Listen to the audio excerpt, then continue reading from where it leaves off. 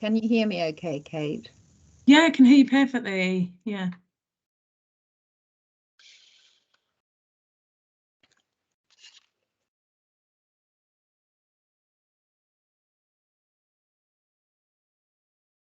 Jacob, I didn't get a copy of your slides yet. I don't know if you sent them or they might have gone into my link. Or...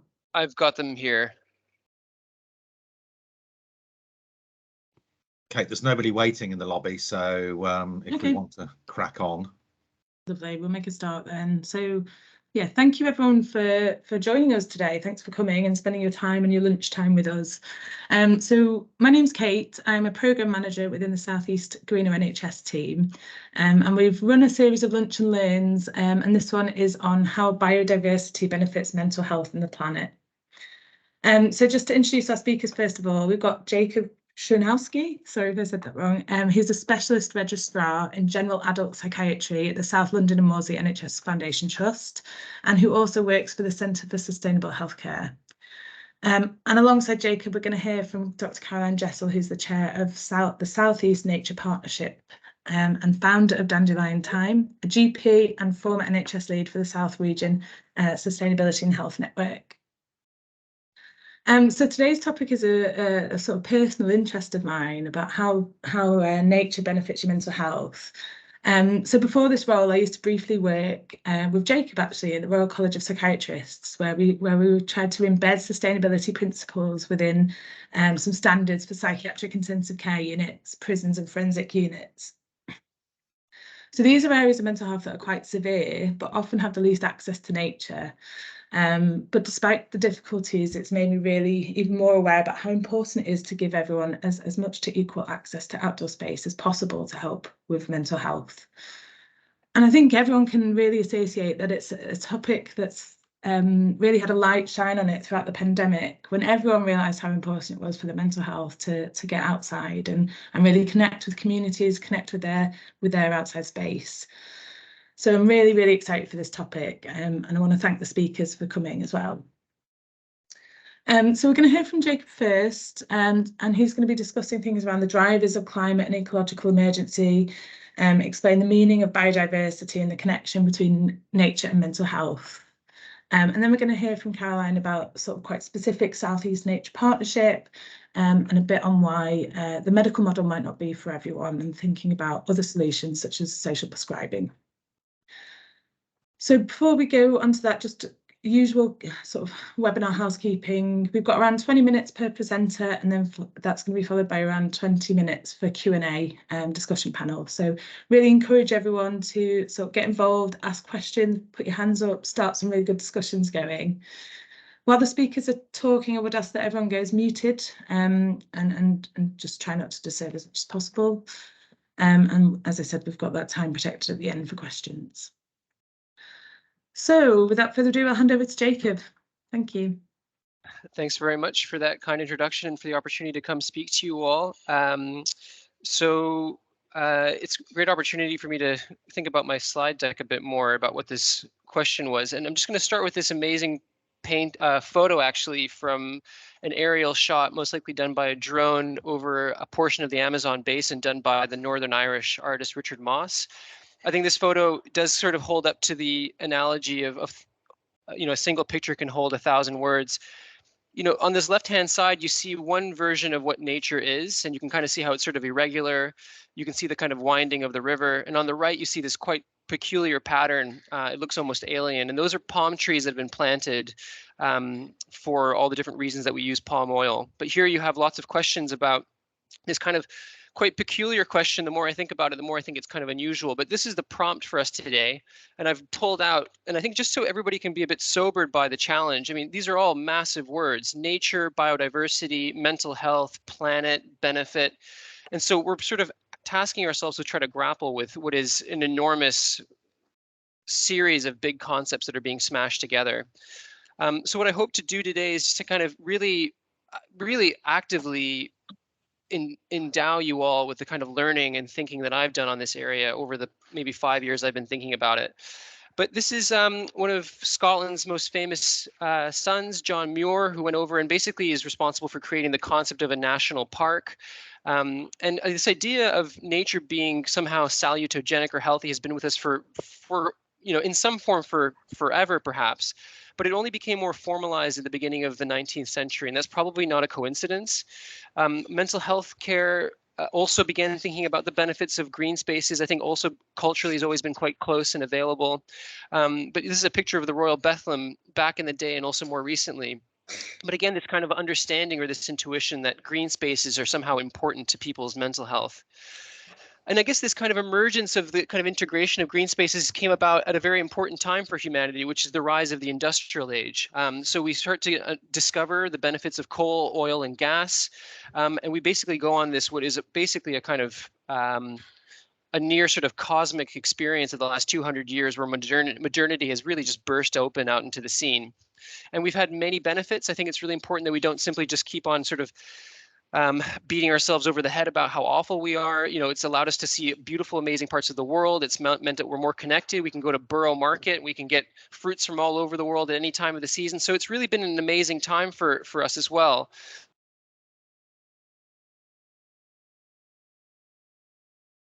Of what is an unbelievable access to energy. At the same time, a lot of us will be more and more aware of the concept of global warming and climate change. This is a graph basically at the start of when John Muir started talking about nature all the way up until now, where every year we're noticing an increase in, well, every average year we're noticing an increase in global temperatures.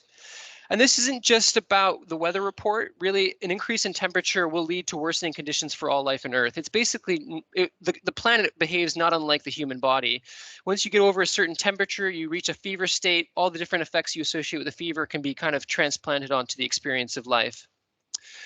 Most specifically, climate change, when we talk about it, is usually tied to extreme weather events, and that's because of its effect on the air and the temperature and the water. But these are the sort of climactic events which we associate with climate change. But it's not the whole story. Increasingly, we're talking about biodiversity loss as a parallel crisis alongside climate change with similar drivers. Again, this is kind of a beautiful map from our world in data where we've seen actually the increase in energy consumption. All of the sort of cities, the borough markets, the food, those trips, all that stuff is amazing, but it really has come about from and is reflected in this huge increase in the amount of actual energy we're releasing from these fossil fuels in the ground. And then, ultimately, this is part of that is not just about the fossil fuels, but it's just about how we're relating to the planet. There's this kind of idea that we live on an infinite sort of resource machine, but deforestation, the sort of how we actually use our land management is actually making an enormous impact in parallel to the increase in temperature resulting from fossil fuels. This is another graph if you kind of just look at extraction and outflow. So we're not just talking about taking materials out of the ground and then using them, but we also have to think about what the outflows are. So that's carbon emissions. It's what we do with the waste from the food that we're not using. So as we're using more, we're also having more that's being lost and wasted at the same time. And this kind of gets us to the topic of the day. So alongside this, we're seeing another pattern. We're having a decrease in wildlife. And so these terms like wildlife, biodiversity, and nature aren't necessarily interchangeable, but effectively do get used. And I think what I'd like you to walk away from today is a clearer sense within your own mind that these have specific meanings. Within the UK, again, a very interesting example, there's a very sort of strong culture of walking, enjoying green spaces, celebrating the Peaks District, celebrating the Highlands. But in actual fact, when you look out at the actual sort of fabric of the green space, a lot of it's quite poor in terms of biodiversity. And that's reflected in the decrease in honeybees, in hedgehogs, in wildflower meadows. And I guess what we're understanding is that biodiversity as a term describes the richness of health of life or number of species. It's not the same as nature. Again, another example of the palm trees. On the left-hand side, you see crop farming happening at a scale. And these are monocultural, so basically every tree here is probably going to be nearly genetically identical, cropped up against this sort of natural forest, which seems a bit more haphazard, a bit more wild. And what we know is that you can have nature, but have low biodiversity.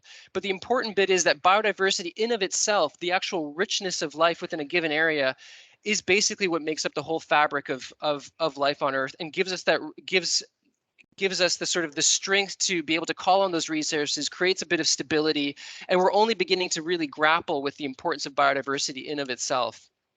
But the drivers of biodiversity loss are slightly different from climate change, but it's important here that I point out climate change is one of those drivers. As you increase the temperature on the pot, things are going to be able to be less able to tolerate that increase in temperature. But the main driver, as I said, is land use and sea use, direct exploitation, so actually pulling out stock without letting it to replenish.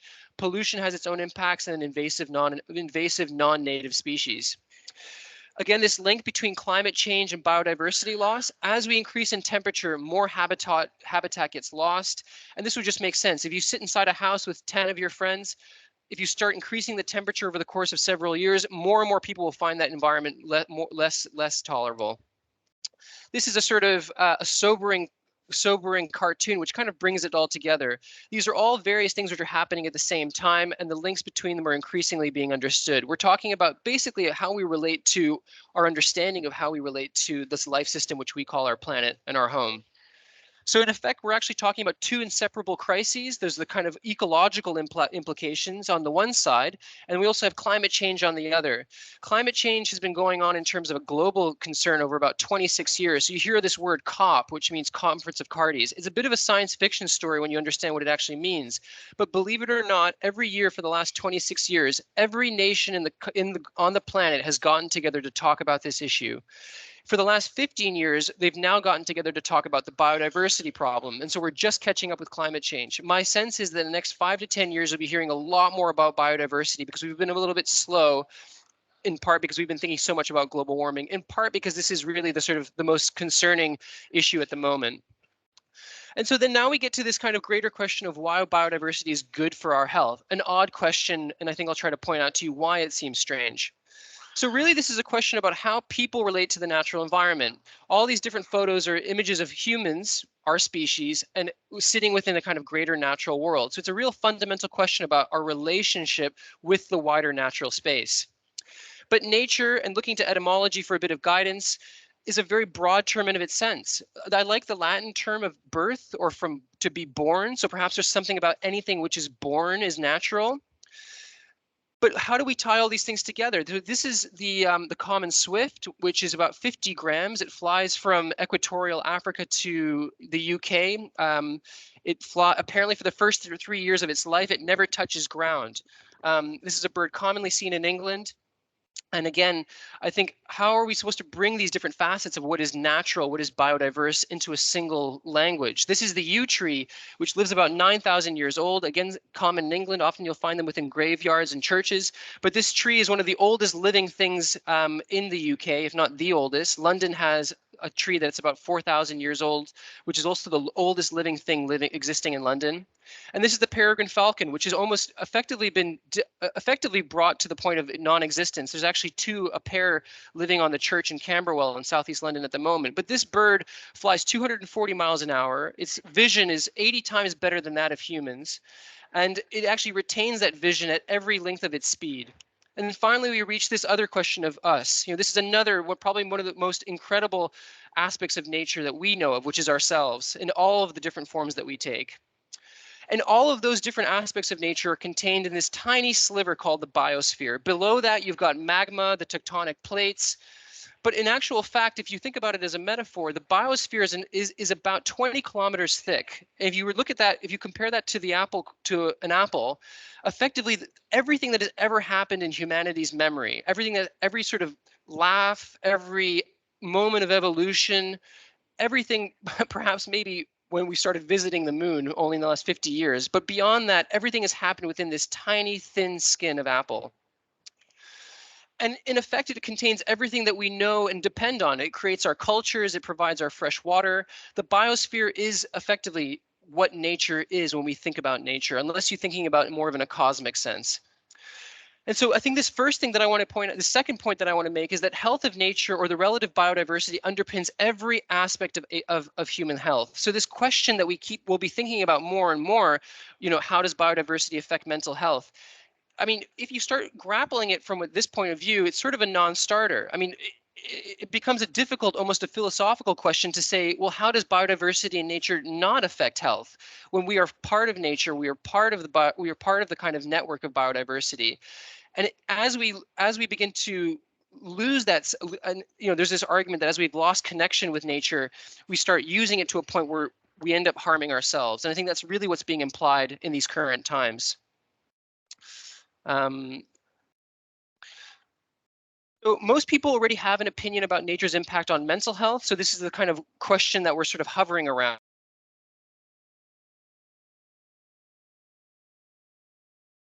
I guess I'm making the argument to you that it's quite obvious that nature has an impact on health. And if it is fundamental to our health, it would stand to reason that it would be fundamental to our mental health. And I'm just drawing a logical kind of connection between those points. But there is a slightly different question when it comes to sort of clinical services. But I would argue that you all already have an opinion about nature's impact on health. So this is a study from an architectural magazine. And as you go through these 4 images, you'll notice some slight changes. So there's some objects being put into place across this sort of square, and then there's a bit of green space. But I want you just to notice how you felt when that green space appeared. I think there's generally a sense that as more green space gets integrated into urban spaces, people simply associate a shift in their internal experience. And that in of itself is evidence for me. When we're talking about whether or not we support patients to access to green spaces, I don't know if we need to go much further than our own experience. And I think it's really important that this is something that's contained within everybody, and I think is a relatively common experience, regardless of your own relationship with the outdoors.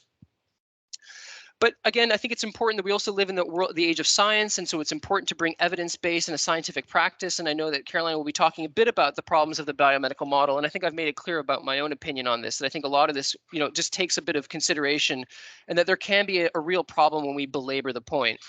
But regardless, nature acts on humans at different levels. We can talk about nature working on a level of green care. So you have nature-based therapies, and then you have nature-based health promotion, which works on a more of a healthcare level.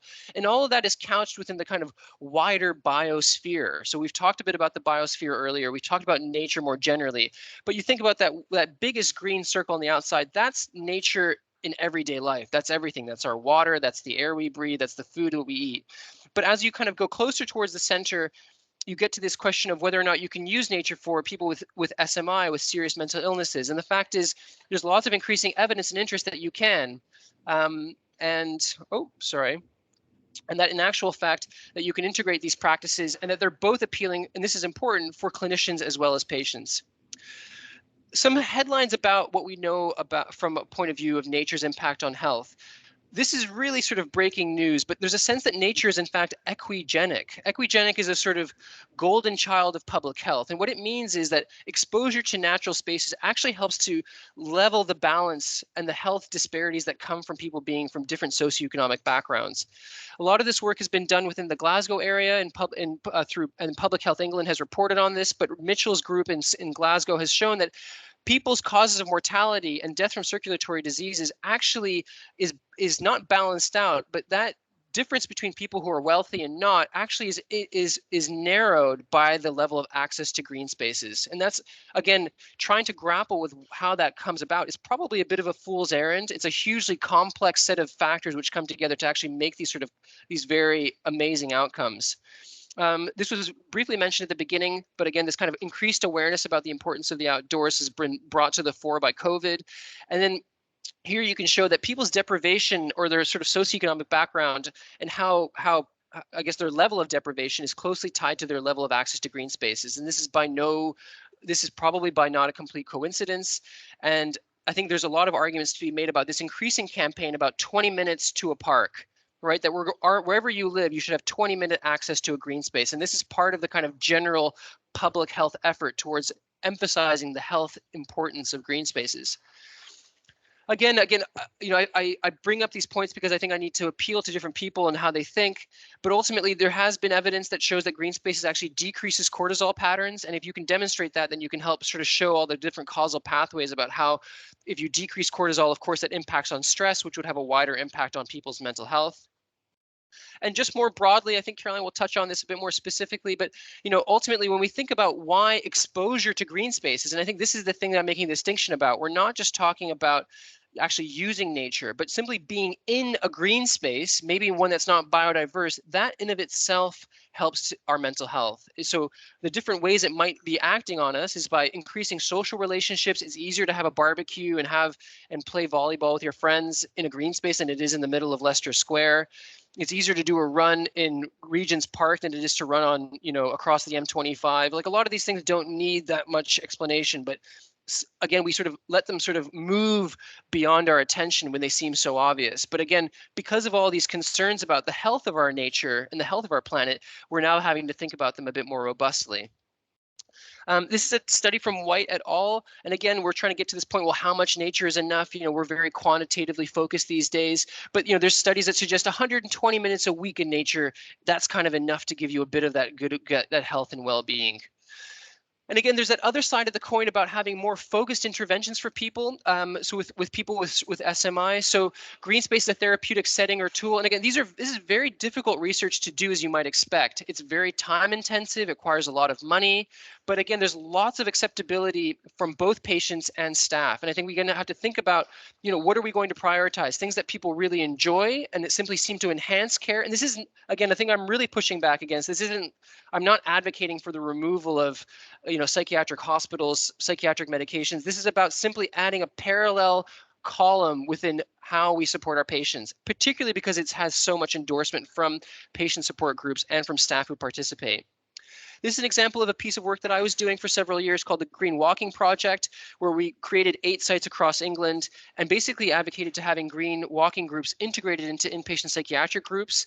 And what I'm pointing out to here is, again, just focusing on the qualitative reports. It's good to be away from the ward. The ward is really noisy. I didn't realize places like this existed in York. Service users seemed relieved to be off the ward as soon as we left. Again, just using the green space to sort of enhance our general understanding of how we provide therapeutic care without overthinking it. And again, getting back to this hard question. So what about biodiversity? Again, I hope you walk away from this enhanced understanding that biodiversity is not necessarily nature, but does biodiversity itself improve mental health? I've got some bad news. Unfortunately, the science isn't able to tell us that. I hope that you can also walk away with a bit of a smile saying that maybe you don't need the science. But that having been said, more recently, some people are really able to show that, for example, increased bird species richness actually does estimate to increase life satisfaction. So again, this work is really hard to do. It takes years to overcome. But again, so much of what I've tried to express to you is that we fundamentally depend on the richness of nature for our general health. Getting into the weeds of it, that sort of science's responsibility, is slowly demonstrating what I think our intuitions have already shown us. On the flip side, again, if access to nature is positive for us, that would really depend on what kind of nature we're talking about. Floods and wildfires, this is also nature. I don't want to make this understanding that, simply being in a green space is the only experience of the natural. Tsunamis, hurricanes, increased temperature, that is also part of nature. But as you can also say on the flip side, if you have floods and wildfires, this increases morbidity, increases mortality, PTSD rates amongst areas that have been flooded increase. So again, we're very sensitive to the kind of natural world around us. And there's also the indirect effects where we've noticed that young people simply being exposed to the degradation of nature are talking about anxiety. And so that's also giving some information about the impacts of the natural on our mental health. And so just to kind of, again, break it down sort of beyond just simply talking about in the broadest sense, the pathways to health from nature can follow any one of these 6. But I think the one that we're often talking about within the setting of lowering stress for mental health is about improving relaxation and restoration, whatever way that might come about, whether it's decreasing cortisol. But again, decreasing stress or cortisol can come about also through 2 through 6 at the same time. So the third point I wanted to leave you with is that exposure and engagement, so simply being in the presence of nature, has benefits to mental health and can be incorporated into healthcare. Sorry, I'm just almost done here, but just trying to, right. Just to wrap up, a final story. So you might be familiar with Andy Goldsworthy, another British artist, but here's this quote: "We often forget that we are nature. Nature is not something separate from us. So when we say that we have lost our connection to nature, we've lost a connection to ourselves." Grand Falcons, the Swift, the oak tree, the yew, how are we part of that story? And again, this is something I increasingly try to share to people when I talk to them, that this is fundamentally, this is ground zero for me. This is home. We don't have anywhere to go. We can go to Mars, but we're gonna have to bring a big portion of the planet with us if we go there. In any case, it's not happening anytime soon. But this blue dot that we live on, this is a view of the planet Earth from the moon. And as you recede further and further out, you really begin to understand just how how damn lucky we really are. There's really not much more other than just black space, vacuum, some cosmic, you know, it is amazing as an astronomer, but this thing, this biosphere that we live in is hugely, hugely exceptional. This is the Milky Way, which we sit in. Again, we're a tiny, tiny speck within 200, our star is 200, one of 200 billion stars within the Milky Way galaxy. The Milky Way galaxy is one of 2,000 galaxies within the Virgo cluster. And then this is the observable universe. The Virgo cluster and the Milky Way is that tiny dot right in the center. And all those little webs of smoke on the outside are more galaxies. The universe is 1 billion light years from what we can understand. And as far as we know, we are the only example of life that we've been able to even have any evidence of. And so again, this comes back to this fundamental question of how we relate to this question of what is natural, how does it impact our health? And with that, I'll finish there. Thanks very much, everybody, for your attention. And I'll just sign off and hand over to Caroline. Fantastic. Thank you so much, Jacob. That was absolutely incredible. There's so many things there that I think everyone connected with. And I certainly know a lot about the Green Walking Project and how powerful that was to patients. And I think, you know, absolutely the qualitative feedback that you got from that was just that it put people on an even keel. There wasn't, you know, a clinician and a patient. It was just two people going for a walk, and that had a real powerful impact. So thank you, and please do put any questions for Jacob in the chat, or we can address them in a second. But without further ado, we've got Dr. Caroline Jessel here. So thank you. Over to you, Caroline. Many thanks, Kate, and wow, what an amazing presentation. Thank you so much, Jacob. So much there to unpick. I'm looking forward to the slides, getting them at a later date, which I'm sure we will get them all. So I'm Caroline, and some of you know me already. I was a GP, and I now chair a thing called the South East Nature Partnership. I'll tell you a little bit more about, and I also chair a green social prescribing organisation, which I'll tell you about as well. And I'll try and be brief, so we've got plenty of time for the discussion. Some of my talk will overlap a little bit with Jacob, so I'll rush through it a bit. So the South East Nature Partnership, what are we? Well, we're tackling these multiple crises. There's a health crisis, a nature crisis, a climate crisis, and we are trying to tackle them in a strategic, coordinated way right across the southeast of England. And this is our geography. We're local nature partnerships that are working together, and each local nature partnership is a mixture of private, public and voluntary sector organisations. So we're trying to have making sure we're all on the same page, we're all working in the same direction and not pulling against each other. We also, of course, work with our great colleagues in the greener NHS, and health is very much part of our agenda. So our overall aim is to actively facilitate nature recovery. This is not the same as conservation, this is recovery. Nature's in a very depleted state, as you learnt from Jacob. And that's across the whole southeast. And what will we get if we do that? A healthier community and a thriving economy. This is not against economic development, it's supporting it. And it's obvious, as we know, and we've heard from Jacob, we are part of nature. We are nature. Nature needs us, we need nature. That is the summary of my talk.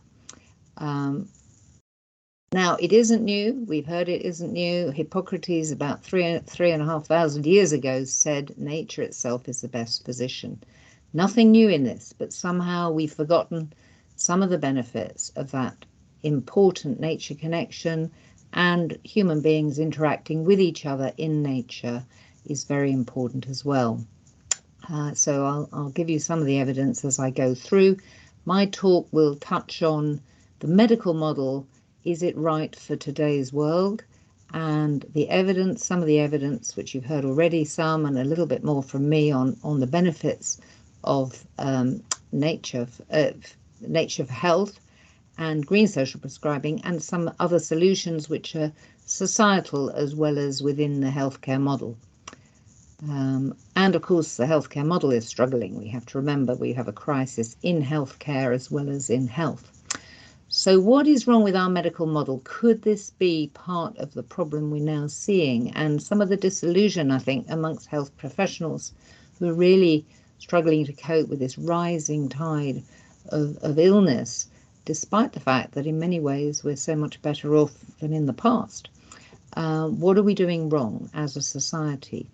I think if you look at the medical model today, and it's certainly throughout my career, it was becoming more so, it's very heavy on process. It's not so responsive as it used to be, perhaps, to individual and individual family needs. It's become more atomized, lots and lots of different specialities and subspecialities, and it works best when it's focusing on a single issue. It doesn't like complexity so much. It's not geared in that way, and our training isn't geared in that way in most specialties. It's fundamentally bought into this idea of the body-brain dualism, which started with Descartes, and in fact we now know from so much evidence that the mind is not a separate thing from the body. A healthy body gives a healthy mind, and a healthy mind gives a healthy body. They're integrated and complex interactions between them. Also, the solutions we offer our patients, which often come from the pharmaceutical industry or mechanical interventions, they can be disempowering for people who don't necessarily understand what they need to do to keep healthy and stay healthy. So we're not necessarily, we tend to intervene when things are a bit too late, past the point where prevention would really be helpful. And we don't empower people through our design of society to lead really healthy lives connected with the natural world. And medicine, the medical model, has largely forgotten the role of nature and healthy food. It's rediscovering those things, but we've got to kind of retro-engineer our systems to put them back in, and that's difficult. Now, I think we've heard a lot about the decline in nature, so I won't labour this slide, but even in Kent alone, there are 372 species of the ones we know about, and there are a lot of species we don't know. We don't have the numbers for whether they're under threat. And I think Jacob has explained how it's so important for climate resilience to have a thriving natural environment. But also even our marine environment contributes nearly half our oxygen through the phytoplankton. And they, you know, if the marine environment isn't healthy, we've got far less oxygen to breathe. So it's a very basic point that our health depends on nature thriving. And we know our health is declining as a society. We may live a bit longer, although that even is reversing, but we have, the trend has been to live longer, but to live with more conditions, more anxiety, more difficulty, so hence the pressure on the healthcare system. So the sweet spot would be to live longer and to be healthier and more independent. But we know our health is not going in the right direction. What are we doing wrong as a society? And I return to this mind, thinking about the mind, the brain, and its relationship with everything around it, and how the brain responds to the world. It's complex, and it's very important not to forget that our mental health is very much part of our overall physical health, and nature can benefit both. Now, one of the earliest studies with Kaplan and Kaplan to show how nature benefits our health, and I think it's a really important to get this understanding of what does nature do, and why do we get that relaxed feeling when we suddenly see the green space on the slide of Jacob's with the architectural additions of green space? Because we have this involuntary engagement with nature. We don't really know we're doing it, but it just does happen, and we float around looking at a butterfly or a bee or a leaf, and just helps us recover from stress and restores our concentration. And this study has been the basis of a lot of other work since then.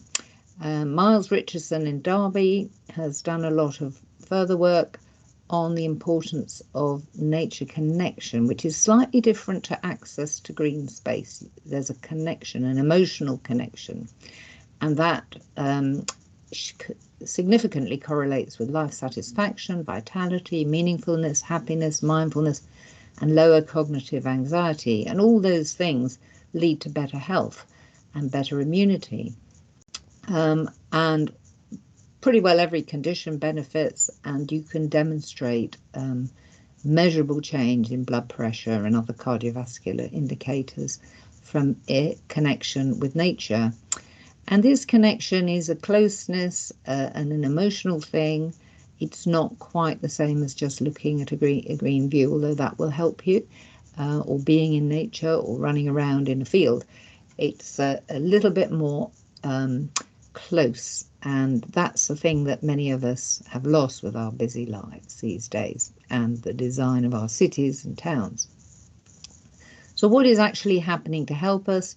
Well, we know that exercise releases endorphins, so exercise itself is beneficial. We tend to get more exercise in green spaces. We get fresh air. We avoid the pollutants that are indoors that have shown to be detrimental to many aspects of health. We synthesize vitamin D. I think someone put that on the chat, but really important. We only get that really when we're outside, and especially in the summer, in the sunshine. And the middle of the day is very important to get out. So a lot of people go to work in the dark and come back in the dark, and they're not getting much vitamin D synthesis if they don't get out in the middle of the day. And of course, serotonin, the happiness hormone, that's boosted in nature. The soil, we know now much more about the soil and what it's doing and how it's benefiting us. This wonderful thing called petrichor, which is a lovely smell when you turn over a bit of soil and you feel better straight away. The importance of absorbing the micronutrients through the food. So healthy soil equals healthy food equals healthy people. And that means lots of organic matter in the soil, not nitrogen fertilization, farming is really important as well. And this all benefits all ages, all conditions, and we're learning a lot more as we go along. Just a quick illustration of some of the complexity of the soil and the micronutrients that are in the soil, many of them essential for our health, for our immune systems. But modern farming methods, or the more, not so much the recent, but conventional farming of the last 30, 40 years has destroyed a lot of the nutrients in the soil, and we're having to put them back in. And most farmers now are getting much more interested in regenerative agriculture, partly because it sequesters carbon in the soil. It actually reduces the cost of the farming and improves human health, makes the food more tasty, which is even better. So further thoughts on this, what's happening when we go in woodland? We have the lovely phytoncides, which are one of the ways the trees communicate with each other, but they make us feel better. It boosts our T cell immunity, which helps whatever the organism that's attacking us, even a new one. We got our T cells to defend us if we're in nature. And the balance between the parasympathetic and the sympathetic nervous system is altered. And this is the theory of the green mind, which Professor Jules Pretty at Essex put forward as to how one of the ways in which we're benefiting. And there's also work done on trauma, patients who've experienced trauma, and the value of neurosequencing in the way we help those patients in the therapy. And that can easily be done in a natural environment. The use of the senses is very important: smell, touch, taste, and so on. And the importance of the gut microbiome and the mycelium you'll all be well aware of, but that is healthier when we interact with nature and we have food that's grown in healthy soil. So one little study I like because it shows it's not just about the exercise. This group of mental health patients, they had a walk in a natural environment and they compared the same walk distance-wise with a walk indoors. And the actual indoor walk made them feel worse about themselves, whereas the outdoor walk made them feel a lot better about themselves. That's self-esteem. So just that simple change shows you that it's not just the exercise we need. And this work that was done some years ago now on children and their roaming distance. So compared with your great-grandfather or mother, a child today can only roam independently a very short distance. It's probably about 5 meters for the most modern children that they're allowed to roam on their own.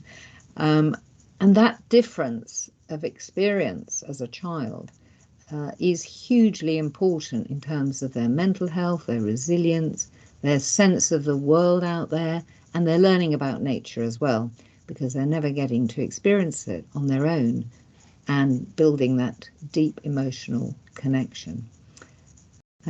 So what solutions have we got as a society? How can we harness this fantastic resource, which is nature, and it's free, and we've got to look after it, of course, but we do need to make it easy for people to access. I like the 20-minute distance, but I believe under the new policy just announced in the Environmental Improvement Plan, they're going to make it so that everyone has at least less than 15 minutes from a green space.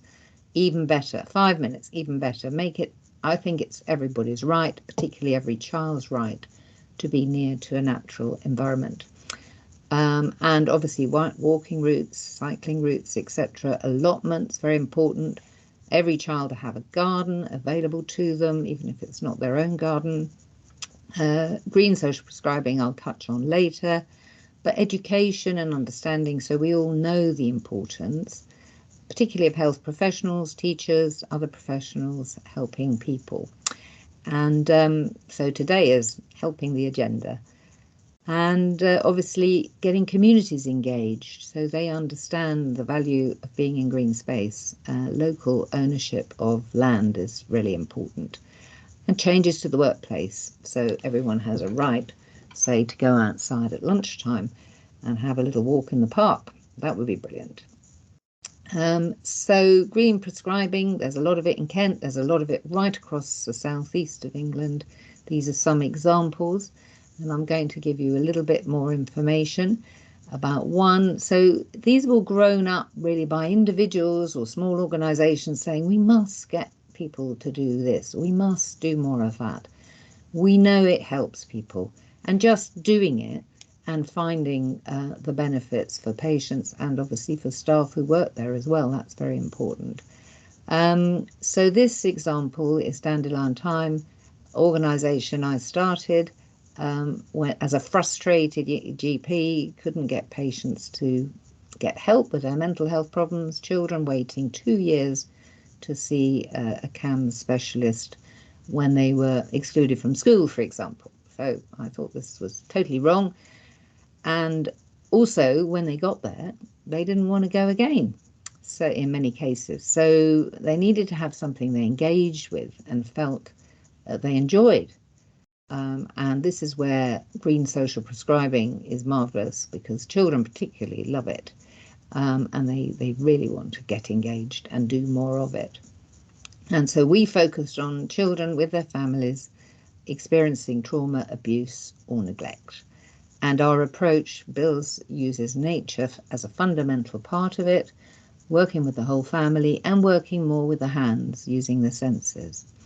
And food is very integrated. We cook together and eat together and grow food as greenly as possible, if that's the word, in the natural environment.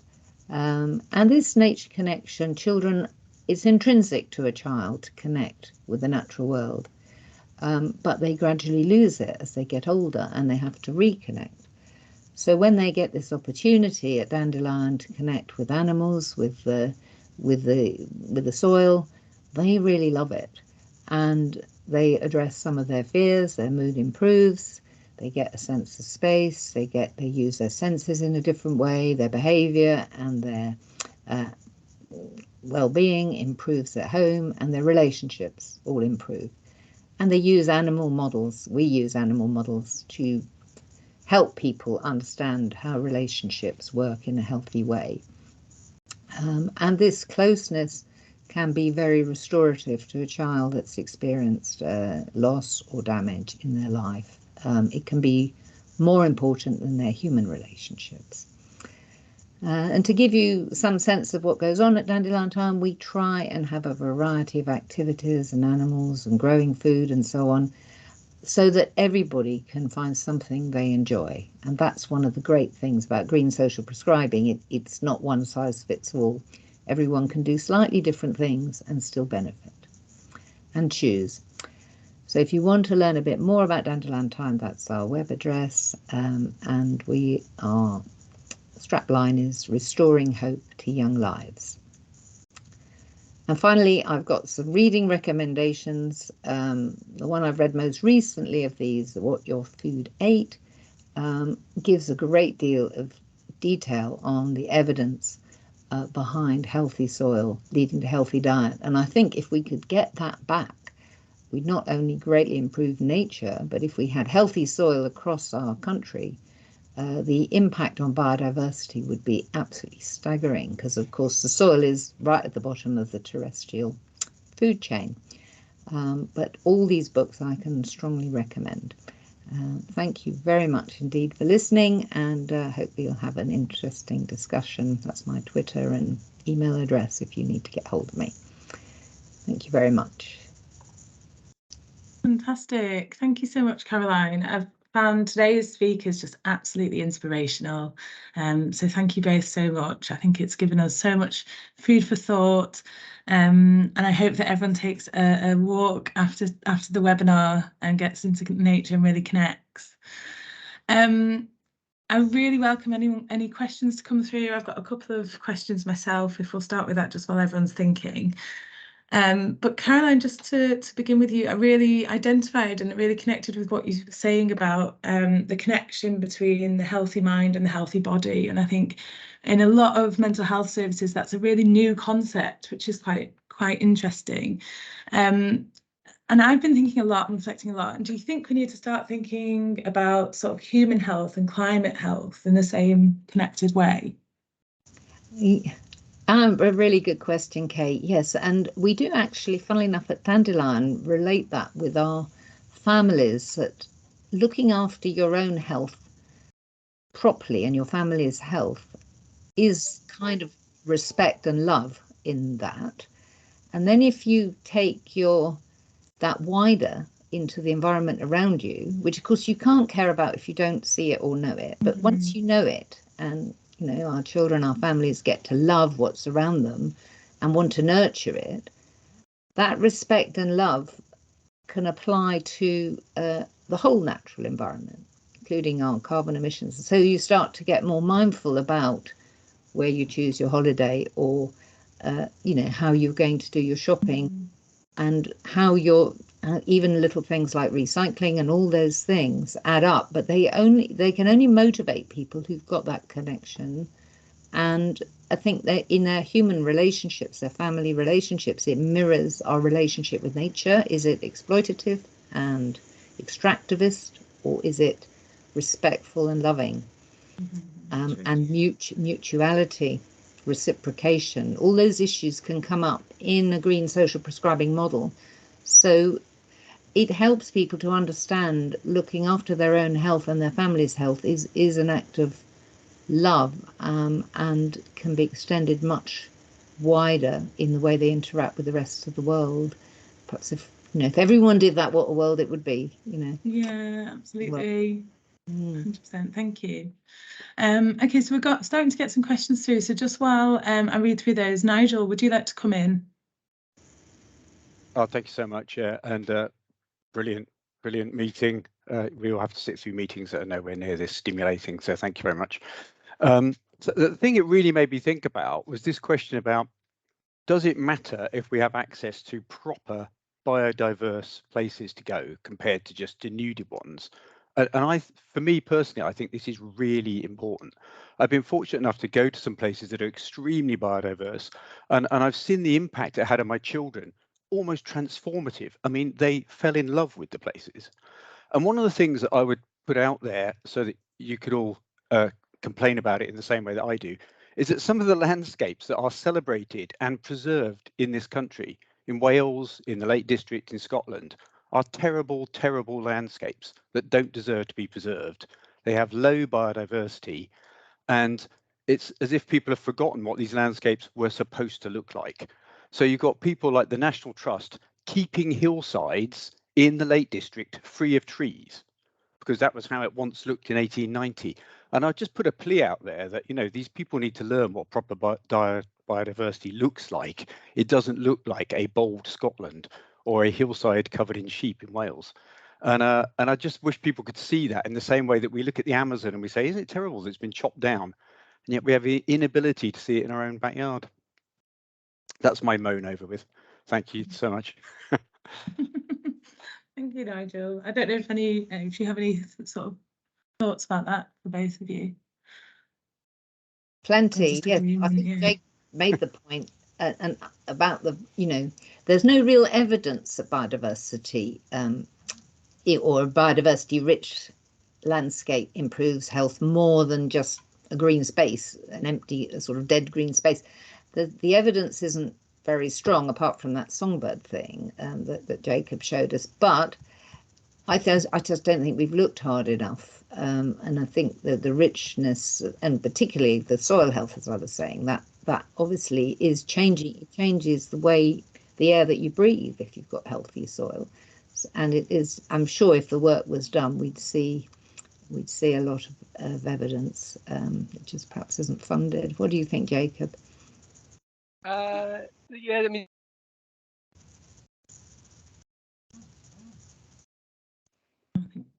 the first thing I would say is that I think we have to be quite careful about projecting sort of critical interpretations of the landscape itself. So I think if the hill is denuded, that is what it is, and that's how the nature is presenting itself at that time. I completely understand the point that's being made, but I think my sense being in this space is that we have to be always very mindful that someone's going to be offended by our own views. And so I think the point generally about the National Trust making clear positions about what should be a landscape and what shouldn't, I think that's problematic. And I think there's lots of arguments to be made about increasing biodiversity, but I think how we communicate that is really important in terms of getting people on side. I think there's also a point to be made about culture, where for a lot of people who are city dwellers, biodiversity, I think, can probably be quite intimidating. I think like a forest that's sort of allowed to be rewild isn't really inviting and doesn't really invite the kind of social activity that people look to a park for. But again, I think we have to be really careful about not getting into these self-imposed binds, because if you don't have biodiversity, we lose air quality, we lose water quality, we lose access to medicines. And so there's a broader question about maintaining biodiversity at a larger scale, but still respecting that there's something particularly, quite valuable about these less biodiverse spaces that also requires our respect and our consideration, because people have different needs. And I think there is space in the world for that. But there's kind of these greater projects that are looking to mirror the 1.5 aim of, I don't know if you've heard of 30 by 2030. So 30% of the world's ecosystems to be maintained as they are by 2030. And so I think that we always have to you have to be quite comfortable shifting perspectives. So we're both macro and micro. And I think part of the challenge of this discussion is trying to keep that all in mind at the same time. I think maintaining as they are, I would challenge that terminology, if you don't mind, Jacob, because I think what we're about in the nature world is nature recovery, which is allowing natural processes to thrive, and they will then recover on their own. And they can be still very engaging spaces to be in as well, but it's recovery rather than keeping it. The 30 by 30 is 30% of the world in a state where it can allow nature recovery by 2030, and that would be great. But Ehrlich recommended 50%, so we're some of the way there to get to 30. No, I mean, I'm much more radical than I'm saying on this call, and I think we're probably in complete agreement. Yeah, I'm sure we are. Any more questions? Yeah, I think I'd quite like to ask one around eco-anxiety, which is obviously becoming an area of mental health sort of in its own right, even if it's not sort of formally recognised yet. And it's particularly within the younger generation, right? So, and in a bit of a provocative way, like, how do we cure this? What's the answer to this? Are you seeing more of it? I'd really like to get your views on that, from both of you. You go first if you like. Go for Jacob. Kate, so it was just about how do we address eco-anxiety? Yeah. It's not an area of my expertise, but some of the colleagues on our committee talk and think about it much more. I mean, I think there's two parts to it. One is that I don't think the anxiety is going to go away. I think that we have to expect that it's going to get worse in a lot of ways, but at the same time, we have to be thinking about how to manage it. And I think a lot of that will be about, I think, showing people that that the solutions are possible, that you can respond. I think a lot of the programs, for example, that Caroline mentioned about working with kids and giving, I mean, I think that figure that you showed, Caroline, about the roaming, I haven't seen that before, but it's just really striking. And I think being mindful that if part of what this anxiety is about is a sort of detachment from nature, looking at solutions towards bringing that, sort of reintegrating that into people's upbringing is I think a big part of the solution. But I think we also have to be quite mindful that this is also going to be part of the course, and that things probably will get more challenging, and that more people will be experiencing difficult emotions. But I mean, it's a very difficult situation. It's a hard thing to witness as well. Yeah. So I would say that eco-anxiety is a rational state, and most of us on this call have probably experienced it to some degree. And what you don't want is so much anxiety that it disempowers you and paralyzes you. So it's perfectly rational to be worried about the future at the moment, I think. But if you can turn the anxiety into activity that's beneficial, most people will diminish their anxiety by that activity. And the classic example, of course, is a very famous young lady, Greta Thunberg, who was paralyzed by eco-anxiety and very ill, but managed to turn that into positive action. So bring it on in a way, and encourage people to turn it into positive action, something they can do in their lives, in their everyday lives, and to help people with that, to find a way to empower them and make them feel it isn't all hopeless, I think is really part of the therapy. But I do know that the psychiatrists I speak to are concerned about the rising anxiety in teenagers particularly, and some of it is overwhelming. So very difficult, facing a difficult future if we don't turn things around. And I think in the healthcare world we have an opportunity to turn it right around if we move away from our own imprisonment in we've grown up with, as it were. Thank you so much. I know, Sian, you had your hand up. I don't know if you wanted to come in. You've put it down now, but I just thought I'd extend that in case you wanted to be the final question.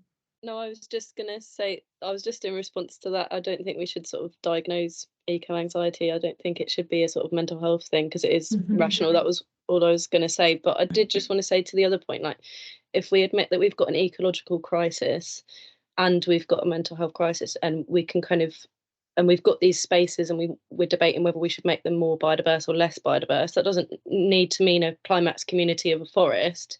It can just mean kind of being more biodiverse than a simple green park. And while we're kind of trying to tackle, or at least sort of help mental health through access to nature, we could kind of kill two birds with one stone by making those spaces more biodiverse.